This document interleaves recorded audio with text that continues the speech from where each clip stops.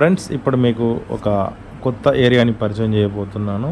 ఇది భద్రాద్రి కొత్తగూడెం జిల్లా మనుగూరు మండలం పీవీ కాలనీ నుంచి ఒక 3-4 కిలోమీటర్స్ డీప్ ఫారెస్ట్లో ఆదివాసీ గ్రామం ఉంటుంది. ఈ గ్రామానికి వెళ్ళే రహదారి చూశారు కదా ఎలా ఉందో. రోడ్లంతా గుంతలు గుంతలు పడి ఉంది. ఇది సింగరేణి వాళ్ళు అప్పట్లో డెవలప్ చేశారు, తర్వాత దీన్ని పట్టించుకోవటం మర్చిపోయారు.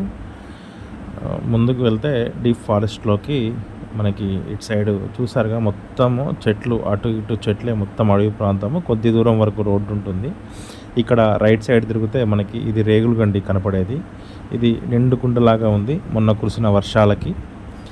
ఎంత బాగుంది అని అంటే, ఈ రేగులగండి ప్రాంతం పీవీ కాలనీ ప్రజలందరికీ ఒకప్పుడు ఇక్కడ ఇంటెక్వెల్ ట్యాంక్ ఉండేది. ఇక్కడ నుంచే మొత్తం కాలనీ ప్రజలందరికీ నీళ్లు సరఫరా అయ్యాయి. కానీ ఇప్పుడు ప్రస్తుతం లేదు, గోదావరి నీళ్ళు వాడుతున్నారు మిషన్ భగీరథ ద్వారా. ఇదంతా అలుగుపోస్తుంది చూశారు కదా, మొన్న పడ్డ వర్షాలకి అలుగుపోస్తుంది. చాలా బాగుంటుంది ఈ ప్లేస్. గతంలో ఈ రేగులగండిలో ముసళ్ళు ఉండేవి అని అంటారు, నేనైతే ఎప్పుడు చూడలేదు. అనుకోవటం మాత్రం అనుకుంటారు మొసళ్ళు ఉన్నాయని చెప్పి. దీంట్లో చాలా నిండుకుండలాగా తొనుకోకుండా ఎంత బాగుందో చూడటానికి. మొత్తం చెరువంతా ప్యాక్ అయిపోయింది. ఇప్పుడు ఈ చెరువు దాటి మనం ముందుకు వెళ్ళాలి.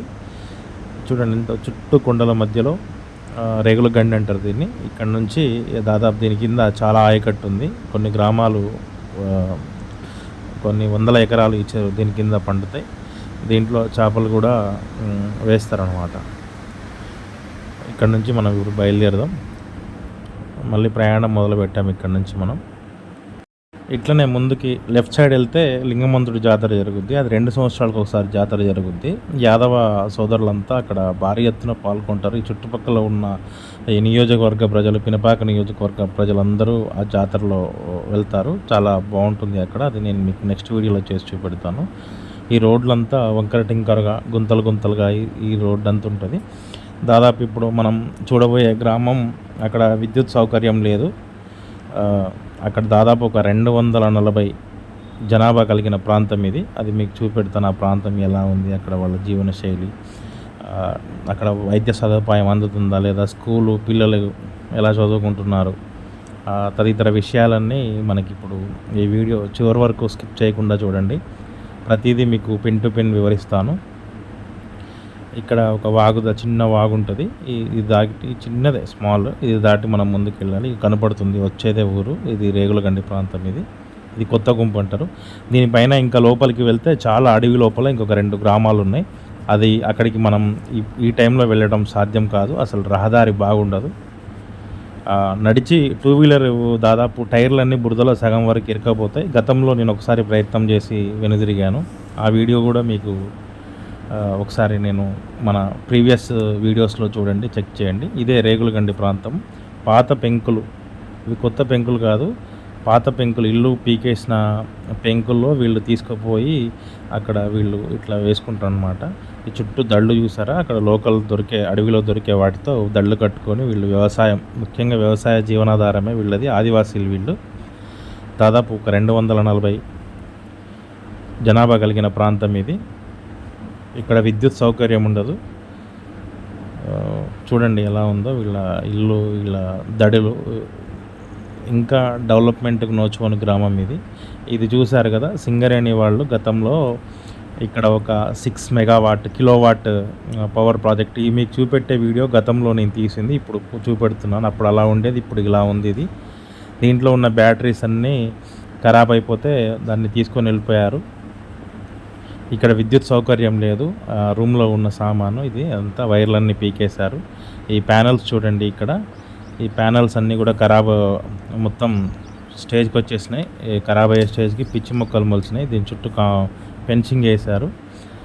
చూడొచ్చు మీరు ఇదంతా వీడియోలో. ప్యానల్స్ కూడా మొత్తం ఖరాబ్ అయిపోయినాయి. ఈ గ్రామం ఇలా ఉంటుంది. గ్రామం ఒక చిత్రం ఇది. ఇది ఇప్పుడు మనం ఉన్నది కొంచెం ఎత్తు ప్రాంతం ఇది. అక్కడ విసిరి వేయబడ్డట్టు అక్కడొక ఇల్లు, అక్కడొక ఇల్లు, అక్కడొక ఇల్లు ఉంటుంది. వీళ్ళంతా వ్యవసాయం మీదే ఆధారపడి ఉంటారు. అడవిలో దొరికే దుంపలు వాటితోనే వీళ్ళ ఎక్కువ వెళ్ళదీస్తారు. మంచినీళ్ళు ఒక బోరు వేశారు, సోలార్తో నడుస్తుంది ఇది. ఒక 2-3 లైట్లు సోలార్ స్ట్రీట్స్ మీరు అక్కడ కనబడుతున్నాయి. సోలార్ స్ట్రీట్ లైట్స్ అక్కడ ఈవినింగ్ అయితే వెలుగుతాయి. ఇంకా వీళ్ళకి ఆల్టర్నేటివ్ ఫోన్ ఛార్జింగ్ పెట్టుకోవాలన్నా ఇది మనుగూరు మండలం కూనవరం పంచాయతీ కిందకు వస్తుంది. అక్కడికి వెళ్ళి ఫోన్ ఛార్జింగ్లు పెట్టుకొని 2-3 డేస్కి సరిపోను. సిగ్నల్స్ కూడా తక్కువ ఉంటాయి. వీళ్ళ బాట్లు వీళ్ళు ఎట్లా ఉన్నారో చూడండి. ఇక్కడ ఆదివాసీలు ఇంత కొంచెం పర్లేదు వీళ్ళు. ఇంకా వేరే ఏరియాలో అయితే మరి దారుణంగా ఉన్నారు. ఇక్కడ అంగన్వాడీ వీళ్ళు ఆశా వర్కర్, హెల్త్ డిపార్ట్మెంట్ వాళ్ళు కూడా వారానికి ఒకసారి వస్తారు. వాళ్ళ మాటల్లో తెలుసుకుందాం మిగతా వివరాలు. మేము వచ్చిన ముఖ్య కారణం ఏమిటంటే డ్రై డే యాక్టివిటీ సందర్భంగా నీటి నిల్వలు అంటే 3 రోజుల కంటే ఎక్కువ నీళ్లు నిలవకుండా ఉండాలని చెప్పడం. అంటే 3 రోజుల కంటే ఎక్కువ నీళ్ళు నిలవడం వల్ల దోమలు తయారవుతాయి. కాబట్టి దోమలు కుట్టడం వల్ల మలేరియా, డెంగ్యూ, చికెన్ గున్యా ఇలాంటి జ్వరాలు వస్తాయి. కాబట్టి వాళ్ళకి అవగాహన కల్పించడం చేస్తున్నాం. అలాగే బాలింతలు అంటే బాలింత దర్శనాలు, గర్భిణీ స్త్రీల దర్శనాలు, అలాగే door to door fever survey చేస్తుంటాము. ఫీవర్ సర్వే భాగంగా ఎవరికైనా జ్వరాలు ఉంటే రక్తపూతలు తీస్తాము. వాళ్ళకి ఎలా జాగ్రత్తగా ఉండాలో అంటే శుభ్రంగా ఉండాలి, వ్యక్తిగత శుభ్రత, పరిసరాల పరిశుభ్రత, తర్వాత ఇంకా ఏమన్నా ఒకవేళ ఇంటి చుట్టూ ఏమైనా నీళ్లు నిల్వ ఉంటే అవి బ్లీచింగ్ చల్లుకోవడమో, లేకపోతే మేము ఇంకొక కార్యక్రమం కూడా చేస్తున్నాము. కీమోపాస్ అని ఎక్కడన్నా బురద నీటి కుంటలు నిలువ ఉంటే అక్కడ కీమోపాస్ చేస్తాము. నాతో పాటు ఆశా వర్కరు ప్రతిరోజు వస్తుంటారు. నేను వారానికి అంటే 2 టైమ్స్ వస్తుంటాను. నాకు వేరే కార్యక్రమాలు ఉంటాయి కాబట్టి ఇమ్యునైజేషన్. అలాగే ప్రతి శనివారం కూడా నా విజిట్ కంపల్సరీ ఇక్కడ ఉంటుంది. ఇప్పుడు ఇక్కడ ఎలా పేషెంట్స్ ఎవరైనా ఉన్నారమ్మా జ్వరాన పడిన పని ఏరియాలో? ప్రెసెంట్ ఎక్కువగా అయితే లేదు, ఒక ఇద్దరికి ఉంటే మేము రక్తపూత తీసాము. ప్రతి వారం శనివారాలు వ్యాక్సిన్ చేస్తాం పిల్లలకి అందరికీ. ఇంకా సీజనల్ టైం కదా, ఎవరికైనా ఏమైనా మలేరియా, టైఫాయిడ్ లాంటివి ఏమైనా? అదైతే ప్రెసెంట్ ఇప్పుడు ఏమి లేదు, అందరూ ఆరోగ్యంగానే ఉన్నారు. అంటే ఆశా వర్కర్ ప్రతిరోజు వస్తుంటారు. ఎప్పుడైనా మీటింగ్ అలాంటివి ఉంటే రారు.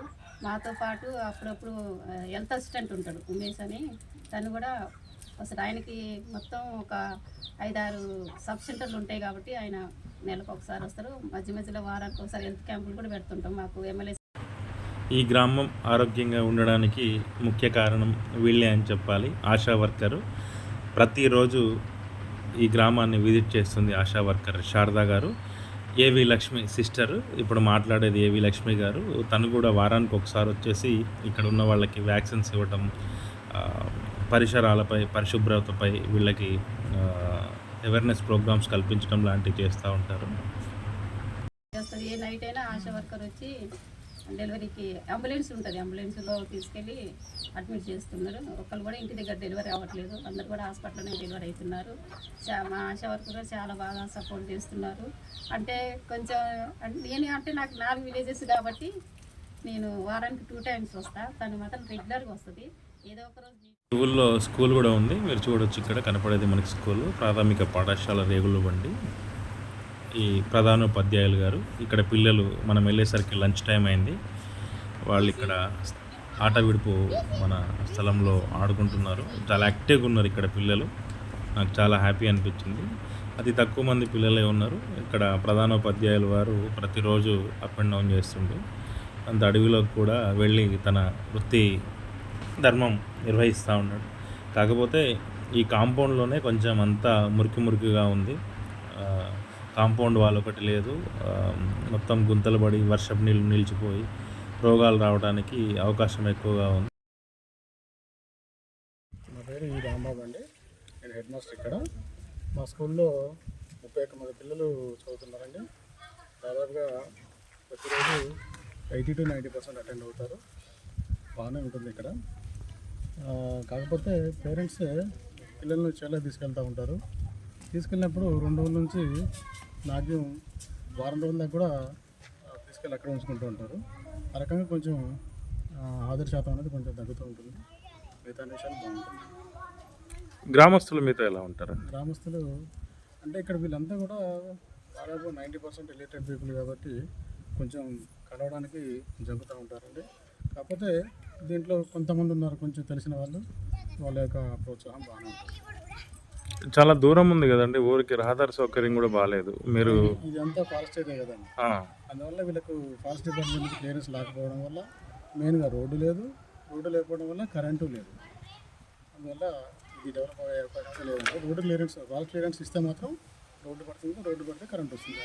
ఇంకా పైకి ఏమైనా గ్రామాలు ఉన్నాయండి ఇటు? పైకి వచ్చేసి వేములూరు, గూడెం, ఎలకలగూడెం ఉన్నాయి.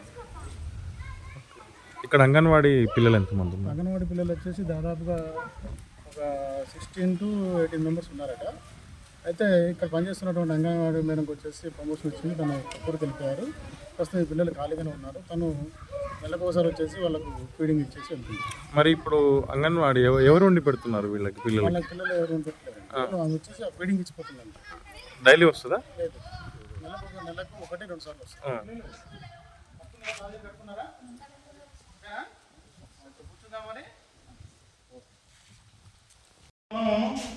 దాంట్లో బిల్డింగ్ చేరుకున్న దాంట్లో యాక్టివిటీ చెప్తున్నాం కదా, ఉంది కదా, ఆ బొమ్మలో మనకి ఏమేమి కనపడుతున్నాయి?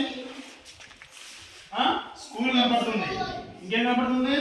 క్లాస్ ఉన్నారు, స్టూడెంట్స్, ఇంకెవరున్నారు? ఇంకా చార్ట్స్, ఇంకేముంది? డోర్, ఇంకేముంది దాంట్లో? గర్ల్స్ అంటే ఎవరు? అమ్మాయి. బర్డ్, బర్డ్ అంటే ఏంటి? పక్షి. ఇంకేముంది దాంట్లో? ఆ పక్షిలో, ఆ పక్షి పేరు మన పెట్టాలి కదండి, మన పర్ఫెక్ట్ లేకపోతే అదే ఉండదు.